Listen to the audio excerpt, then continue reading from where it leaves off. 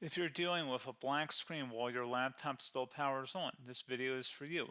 We walk through practical troubleshooting, repair tools, recovery options, and command line fixes that may help get your Lenovo ThinkPad X1 Carbon Gen 14 Aura Edition back up and running. A lot of errors pertain to this problem, and we're going to go ahead and jump into what should hopefully be a pretty straightforward process, guys. And we're going to go ahead and jump right into it. First thing I'd recommend doing would be to actually go ahead and boot to the troubleshooting utility on Windows 11. So if you do a hard power off 3 times in a row, Windows should automatically attempt to launch the startup prepare utility. And if it doesn't find anything, it will give you the option to select advanced settings, in which case it will take you to a screen that looks like this.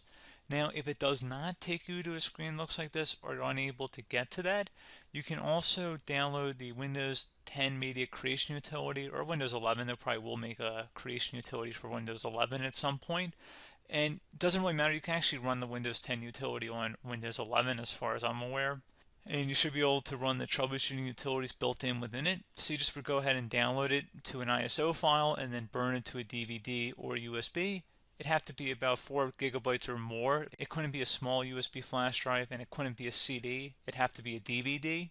And then you'd boot your computer from it. So depending on the computer manufacturer, you'd have to tap a different key on your keyboard in order to launch that menu, in order to select what boot drive you want to go off of. So it could be anything between the escape key, F2, F8, F12, for example. And those are the function keys on the top of your keyboard.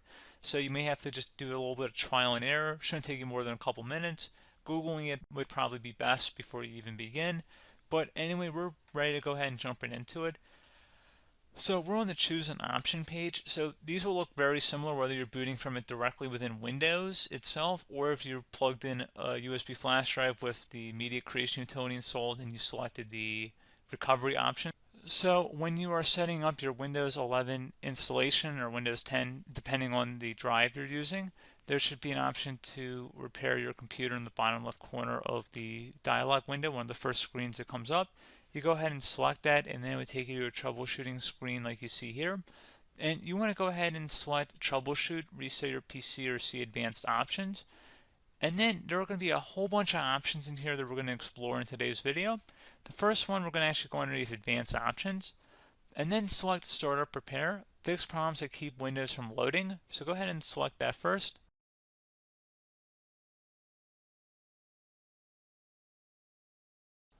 Okay, so you can see it could not repair our PC. That was our first option we could try. Something else, if we go back into advanced options here and then select troubleshoot, we're going to go underneath advanced options again. You can go ahead and actually access safe mode by selecting startup settings. And then if you select the restart button, you have the option on the screen select safe mode with networking, which will give you a key on the screen. It'll tell you which key to press to enter that. I believe it's the F7 key. It'll do that for you. I'm not going to go over that in today's tutorial because I don't really want to go into safe mode, but you're more than welcome to attempt that by going into here and then selecting restart. Again, it'll launch another screen. It'll say what key do you want to press, and it'll give you like 7 or 8 different options, and you want to select safe mode with networking. There's also an option for a command prompt too, but that's going to be something we're going to cover later in this video, and we don't even have to go through that in order to access it. So that's why I'm not going to really push for that, because unless you know exactly what's causing the problem, you probably don't need to go into safe mode. Unless you're trying to recover files, in which case then you definitely can go into safe mode, but we're trying to actually recover our computer here. So I hope that makes sense. Something else we can also try here as well would be to uninstall updates, remove recently installed quality or feature updates from Windows. So if you go ahead and select that, you can uninstall the latest quality updates, which generally is the more day-to-day updates. Feature updates are the less regularly released ones, like the big ones. I would equate it to service packs in like Windows 7 and Windows Vista and Windows XP. So larger updates that occur once or twice a year at most. And the quality updates are more just a regular update. So probably obviously depend, it'll take longer if you're going to try and uninstall the latest feature update versus quality update. And maybe you don't need to go back that far. So just giving you guys a couple of pointers with that. Something else you can also look at here, and we're going to jump into the command prompt in a little bit, but you can select System Restore, which will use a restore point recorded on your PC to restore Windows. And this is something I would highly recommend here, guys. So select next. Assuming you have a restore point saved on your computer, you go ahead and select the most recently created one, and you'll select next, and then you'll select the drive. You shouldn't actually have to select the drive. You can scan for affected programs, but we're going to keep it all default here, and then we're going to select finish. So once started, system restore cannot be interrupted. Do you want to continue?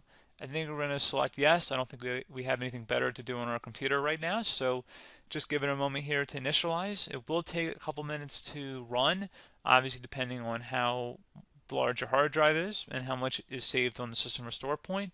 So just give it a couple minutes here.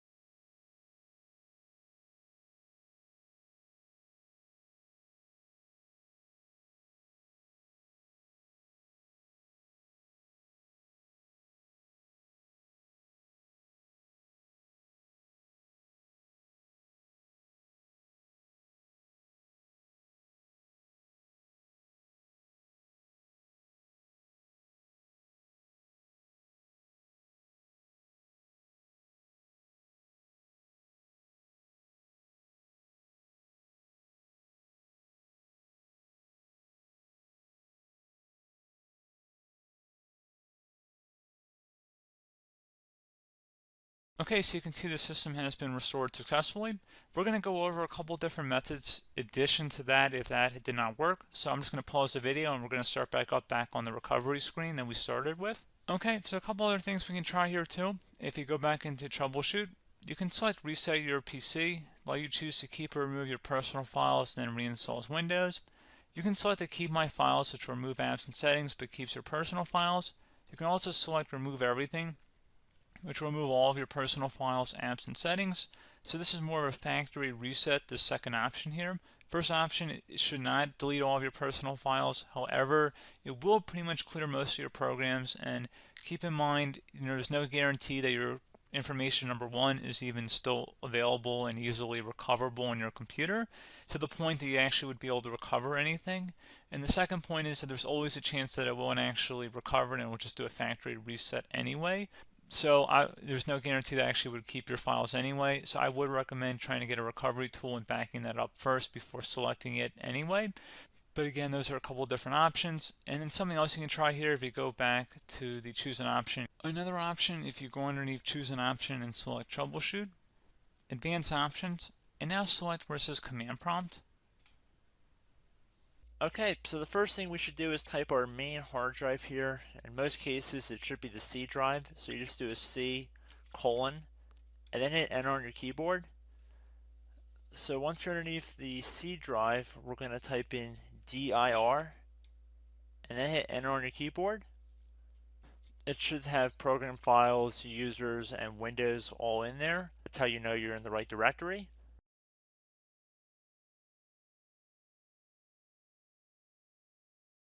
In some cases, it might be the D drive as well, so just keep that in mind.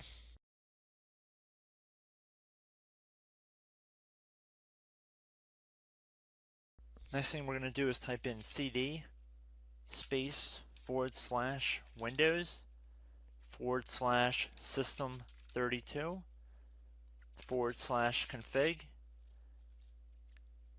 and then you're going to hit enter on your keyboard.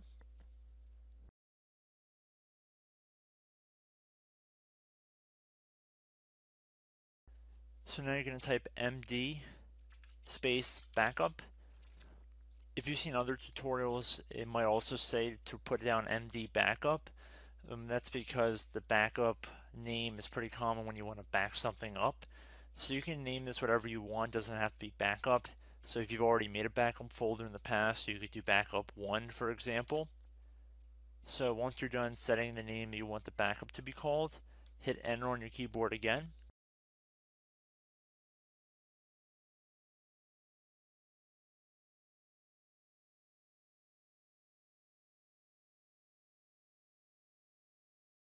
At this point, you want to type copy, C-O-P-Y, space.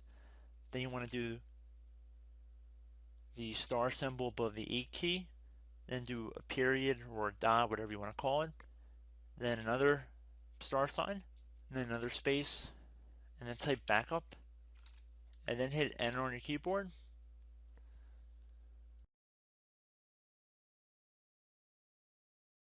Now you want to type cd reg back, REG BACK, and then hit enter on your keyboard.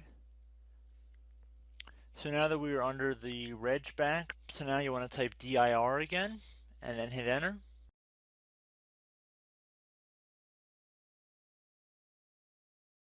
So now at this point we're going to type copy again. So copy, space, star sign, dot, another star sign, space, and then 2 dots. So we're going to type copy, space, star sign, dot, sign, star sign,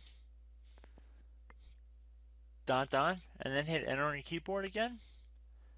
So for overwrite, you want to overwrite all. So type A on your keyboard, so capital A, and then hit enter on your keyboard.